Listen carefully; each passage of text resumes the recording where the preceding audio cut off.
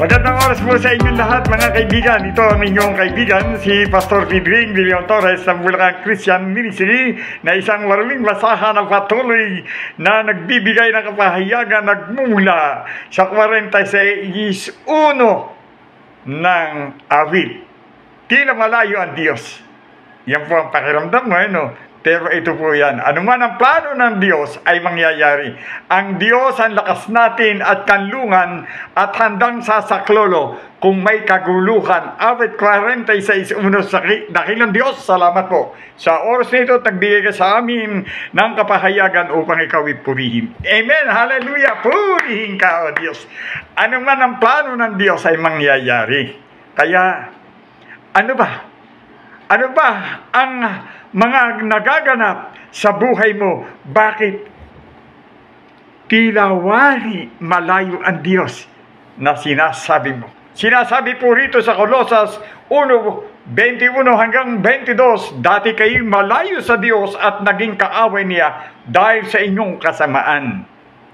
Ngunit dahil sa kamatayan ni Kristo, ginawa kayo niyang kaibigan upang makaharap sa Kanya ng walang batik at kapintasan, banal at walang batik. At, walang kapintasan, walang batik.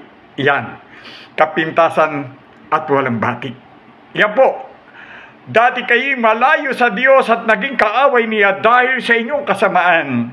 Ngunit dahil sa kamatayan ni Kristo, ginawa niya kayong kaibigan upang makaharap sa Kanya ng walang batik, walang kapintasan, banal at walang batik. Purihin po ang Diyos. Ano man ang plano ng Diyos, mangyayari. Ang Diyos ang lakas natin, kanlungan at handang sasaklolo kung may kaguluhan.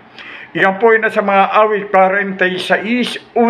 Kaya nga po kung pakiramdam ninyo parang wari malayo ang Diyos, iyon lamang dahil kayo ang nakaalam ng inyong pakikipagrelasyon sa Diyos.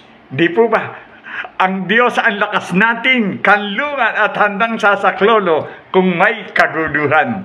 To God be the glory. Papuri ay sa Diyos. Salamat Panginoon sa iyong biyaya at pagpapala. At ikaw ay aming napapapurihan sa buhay namin. Hallelujah! Sa ngalan ng Ama, ng Anak at ng Espiritu Santo, humayo kayo ng mapayapat, lumakad kayong kasama ang Diyos. Hallelujah! Purihin ng Panginoon. Salamat sa Diyos. In Jesus' name, Amen!